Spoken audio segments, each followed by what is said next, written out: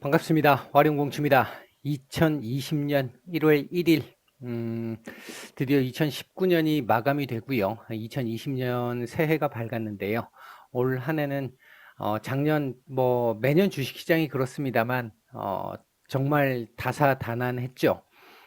다사다난한 한 해였는데 안 좋았던 일들 그리고 힘들었던 일들 모두 2019년 보낸 것과 함께 같이 보내버리셨길 바라겠고요.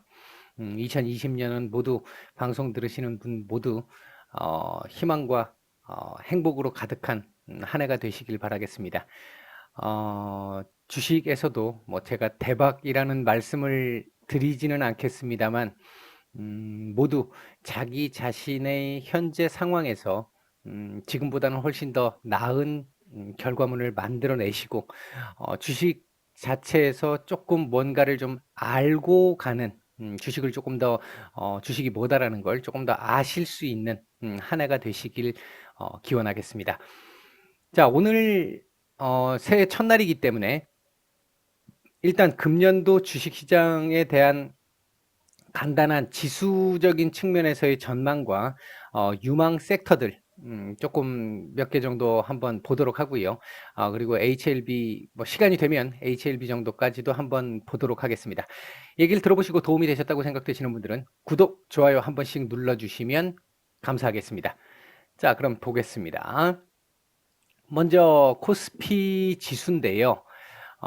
코스피 지수는 일단 큰 틀에서부터 일단 말씀을 좀 드리면 한 2450 정도를 고점 정도로 볼 수 있을 것 같고요. 제가 예상을 할 때는 최저선은 한 2050 정도를 최저선으로 내년 1년 동안 아마 움직임이 크게 보면 요 정도 틀에서 나오지 않겠나 생각을 하고 있습니다. 전반적으로 부정적이기보다는 조금 긍정적으로 보고 있습니다. 특히 전반기 쪽에서 조금 더 긍정적이지 않을까 생각을 하고 있습니다. 전체적으로 지금 보시면 현재 있는 이 2200 라인도 요 지금 이 이평선을 넘기는 좀 쉽지 않아 보입니다. 한 번에 넘기에는. 그러나 넘었다 하더라도 한번 또 눌렸다 가야 되는 그런 상황이기도 하고요. 그러나 전체적으로 보면 일단 전반기 쪽으로 봤을 때 먼저 한번 위로 올려쳐주는 흐름이 먼저 나올 가능성이 높아 보입니다. 그리고 나서 주식시장이라는 게 항상 그렇지만 계속 좋을 수만은 없잖아요. 미국 나스닥이나 다우처럼 인위적인 어떤 움직임을 만들어내고 나면 지금 미국 시장 굉장히 좋습니다만 지금 이게 조금 거품이 좀 있는 상태죠. 거품이 좀 있는 상태이기 때문에 나중에는 조금 더 위험해질 수도 있다라는 부분을 한번 좀 생각을 해 두셔야 될 겁니다. 아마 그 부분도 이제 그렇게 한번 보시면 될 것 같고, 그렇게 미국이 밀려날 때 우리 쪽도 우리가 미국 오를 때 같이 오르지는 못했지만 미국 빠지면 어느 정도 같이 또 동조화가 될 수밖에 없기 때문에 어느 정도는 조금 밀릴 가능성이 있습니다. 여기에 예외적인 부분은 대북 리스크 정도가 일단 좀 예외적인 흐름이 될 것이고, 미중 무역 분쟁 또는 미중 무역 협상 이 부분은 전반적으로 좋고 안 좋고 한 흐름이 있겠습니다만 내년 11월 미국 대선을 고려해 본다라고 한다면 작년처럼 굉장히 좀 이렇게 힘들게 가는 흐름이 길게 가지는 않을 것이다. 한 몇 번의 덜컹거림은 있겠지만 전체적으로 봤었을 때는 좀 괜찮은 흐름이 나올 수 있을 것이다. 올해는 상당히 좀 기회가 괜찮은 한 해가 될 것이다 라고 예상을 하고 있습니다. 주식 하시는 분들 같은 경우는 지금 올해가 상당히 좀 괜찮은 기회가 될 수 있으니까 잘 판단하셔가지고 좋은 최선의 선택을 하시기를 바라겠습니다. 코스닥의 경우도 전체적으로 보면 제가 볼 때는 최저점은 600포인트 정도가 최저점이 되지 않겠나 싶은데 요걸 한번 깰 수도 있어요. 한번 깨질 수도 있는 라인이긴 하다. 여기부터 시작을 해서 800을 올해는 한 번은 보지 않을까, 한 번 정도는 최소한 보지 않을까. 요 포인트 안에서 조금 움직임이 나올 가능성이 높아 보인다. 그런 정도로 보시면 될 것 같습니다. 그리고 1월 달 쪽에서는 전반적으로 놓고 봤었을 때 중소형주, 그러니까 우리 12월 말에는 지수들이 올라오면서 대형주 중심으로 올라왔는데, 제가 지난 이 12월 30일 장에서 그 말씀을 한번 드렸습니다. 지수가 안정권에 651 포인트, 중요한 포인트라고 말씀을 드렸는데, 651 포인트를 잡아냈기 때문에, 잡아내고 나서의 흐름에서는 중소형주들도 어느 정도 키 맞추기가 나타날 것이다. 30일 날부터 시작해서 약간의 그런 키 맞추기의 모습들이 나타나기 시작을 했죠. 그렇다고 본다라고 한다면 1월 초, 뭐 1월 달 정도까지는 중소형주들에서도 지수와 같이 보조를 맞추는 그런 흐름이 나올 가능성이 높아 보인다. 당장 보면 뭐 한 670포인트 요 라인 부근에서는 지금 또 한 번에 넘기는 좀 쉽지 않은 라인이기는 해 보이죠. 이제 요런 라인에서 한번 맞고 내려왔다가 다시 올라갈 텐데, 얼만큼 내려오고 다시 올라가느냐가 또 중요한 포인트가 될 겁니다. 이제 이 미시적으로 보면요, 이제 그런 부분들이 있을 것 같다. 뭐 그런 정도 말씀을 드릴 수 있을 것 같습니다. 전반적으로 놓고 봤었을 때 저는 올 한 해 시장 아주 괜찮게 흘러갈 것이라고 보고 있습니다. 자, 섹터들 잠깐 한번 보면요. 올해 제가 조금 괜찮게 보는 섹터는 계속 말씀을 드렸습니다만 반도체 섹터입니다. 반도체 뭐 원체 다양하죠. 반도체 섹터들. 이제 이 반도체 섹터들에서 잘 이 골라서 이제 종목들을 잘 투자를 해 보시면 괜찮을 것 같은데, 여기 지금 보이시는 5G 관련주, 뭐 여기 5G 관련주 이렇게, 이게 지금 다는 아니죠. 더 있습니다. 그다음에 뭐 아몰레이드 관련주들도 있는데 뭐 요 부분은 사실 뭐 지금 5G하고도 관련이 있고, 그 외에 뭐 그 반도체 소재라든지 뭐 장비라든지 이런 쪽으로도 관련이 많이 있기 때문에 꼭 이걸로 한정지어서 얘기할 수는 없는 상태입니다. 그리고 뭐 FPCB 관련주들도 그렇고 괜찮을 거라고 보고 있고요. ITB 관련주들도 올해 올림픽도 있고 하기 때문에 괜찮은 흐름이 나오지 않겠나. 그 외에도 뭐 LCD, LED, 뭐 OLED 뭐 다 지금 전부 반도체 관련주들이니까 요런 관련주들, PCB 관련주 뭐 마찬가지고요. 이제 요런 관련주들을 한번 잘 보시면 전반기 정도는 좀 괜찮지 않겠나. 그리고 또 그 외에도 헬스케어 관련한 부분들, 바이오죠. 이제 제약 바이오 섹터들, 요런 섹터들도 괜찮을 것이라고 보고 있고요.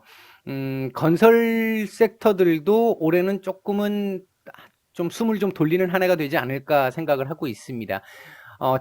작년이죠. 작년 같은 경우는 사실 우리가 특히 대형 건설사들 쪽에서는 기대가 조금 컸었죠. 해외 수주들이 많이 있었기 때문에, 대기하고 있었던 해외 수주들이 많았었기 때문에. 근데 그 해외 수주들이 우리가 조금 실패한 부분들이 많았습니다. 그러니까 수주를 따내지 못한 부분들이 좀 많았어요. 근데 올해 지금 또 그런 부분들이 또 연장해서 좀 보이고 있죠. 하기 때문에 그런 부분들까지 감안을 하면 건설 쪽도 올해 나쁘지 않을 것 같다.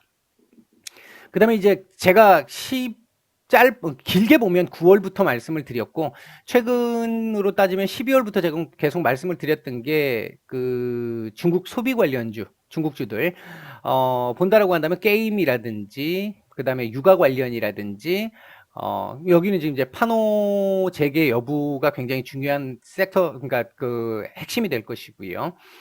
그다음에 뭐 화장품, 면세점, 여행, 뭐 항공, 요런 섹터들도 관심을 좀 가져볼 필요가 있을 것 같고요. 그리고 밑으로 내려가 보면 이제 뭐 마스크 관련주라든지 이런 것들은 사실 뭐 이제는 특정 시기가 아니라 보통 봄에 많이 뭐 얘기를 하고 있습니다만, 지금 뭐 연중 계속이죠. 이제 요런 섹터들은 크게 한 번에 이렇게 팍 치고 가는 건 아니라도 꾸준하게 관심을 가져볼 필요는 있을 것 같다. 그런 정도 말씀을 드릴 수 있을 것 같고, 그다음에 바이오, 그러니까 미세먼지 있었고, 바이오주, 뭐 바이오 시밀러, 이런 쪽도 괜찮고요. 반도체주, 아까 말씀드렸던 반도체주들도 있습니다. 보시면 뭐 종목들이 너무 많아요, 사실은. 많은데 여기서 이제 잘 보시면 이 일본 수출 규제 관련주들하고도 연결이 많이 돼 있잖아요. 이제 그런 부분들도 한번 확인을 해보시면 될 것 같고요.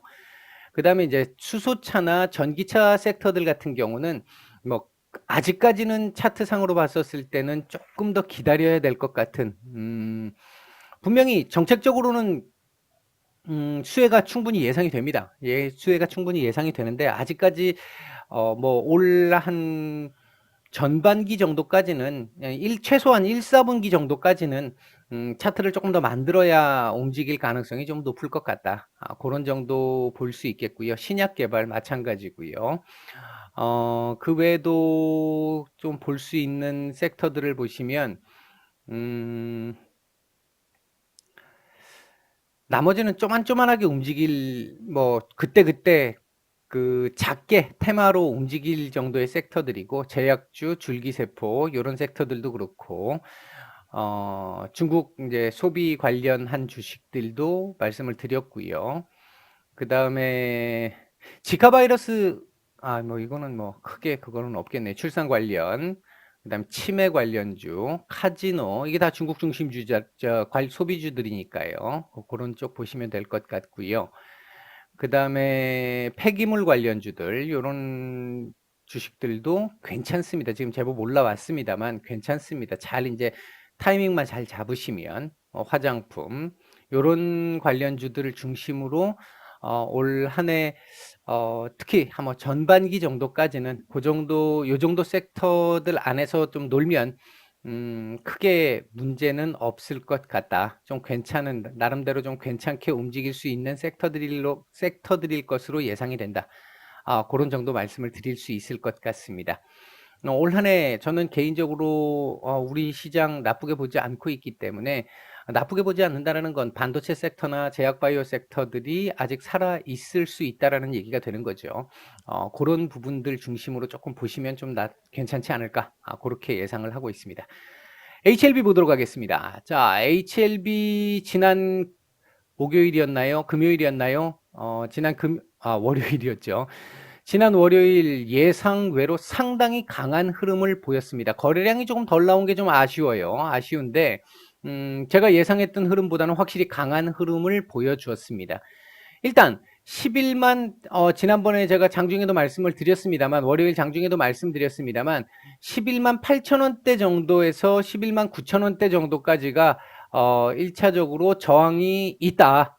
저항이 있다. 그래서 죄송합니다. 그 정도 라인에서는 한번 눌릴 수 있습니다. 이제 문제는 여기서 눌리는 건 뭐 당연히 눌릴 수 있어요. 이 자리 12만 원짜리하고 14만 원짜리가 굉장히 중요한 자리라고 말씀을 드렸기 때문에 한 번의 돌파가 쉽지 않습니다. 그냥 뭐 어떤 재료가 없다라고 했을 때. 그렇다고 한다면 얘가 한번 맞고 다시 이렇게 이제 조정을 보여줄 때 그때 그 조정을 보이는 그 폭이 제가 볼 때는 일단은 11만 원대 정도까지만 지켜줘도 어제 캔들을 지난 월요일 캔들을 아주 잘 만들어 놨기 때문에 11만 원 정도 라인까지만 조정이 와줘도 상당히 괜찮다. 여기서 이렇게 요렇게 갈 가능성이 있습니다. 그러니까 12만 원대, 11만 8천 원에서 9천 원 또는 12만 원 정도까지 오버슈팅이 나온다면 그 정도까지 한번 올려주고 11만 원대 초반 정도에서 다시 이 반등을 주었다가 다시 한번 이 자리에서 걸렸다가 그 다음번에 반등을 조정을 줄 때는 11만 한 6천 원대, 7천 원대 정도까지밖에 안 올 수 있어요. 얘가 바로 이제 반등을 주고 올린다라고 한다면 지금 이거 보시면 약간 원형 바닥에 어떤 그 흐름이 지금 보이고 있단 말이에요. 그리고 그렇게 해서 이제 반등이 나오는 흐름으로 본다라고 한다면 여기서는 11만 원까지 안 내려오고 그 위에서 반등을 주면서 12만 원을 돌파하는 흐름이 나올 가능성이 높다. 그렇게 나오고 나면 이제 한 14만 원대까지 여기 박스권에서 노는 거는 제가 봤을 때 크게 문제가 되지 않습니다. 여기서는 요 14만 원 라인까지는 12만 원에서 14만 원까지는 뭐 제법 이 갭이 있기 때문에 요 자리에서 조금 어느 정도 이 눈치를 보다가 재료가 나오면서 요 자리를 돌파시키는 그런 흐름으로 가는 것이 가장 일반적이고 보편적인 흐름이 될 것 같다. 제가 일단 판단할 때는 그런 정도 예상을 해볼 수 있을 것 같습니다.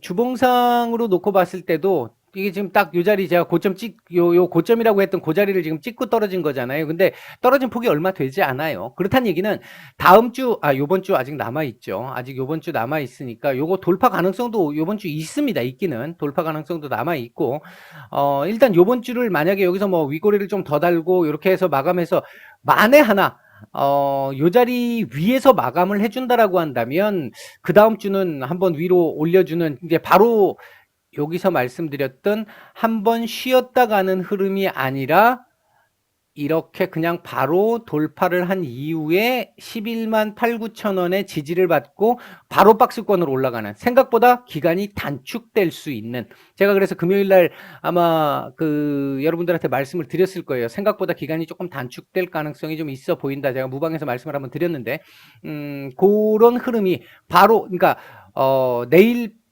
이 11만 8, 9천 원을 돌파해서 그 위에서 마감한다면 그 정도 흐름이 나올 수 있겠다.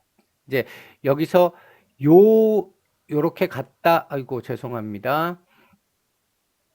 자, 여기서 보시면 요렇게 갔다가 내려왔다가 다시 맞고 요렇게 해서 요렇게 갈 수 있는, 이러면 지금 벌써 한 2주 정도 시간이 필요하거든요. 이 정도 같으면. 근데 그걸 바로 올려서 이렇게 가게 되면 최소한 일주일 이상의 기간은 단축이 가능해 보인다.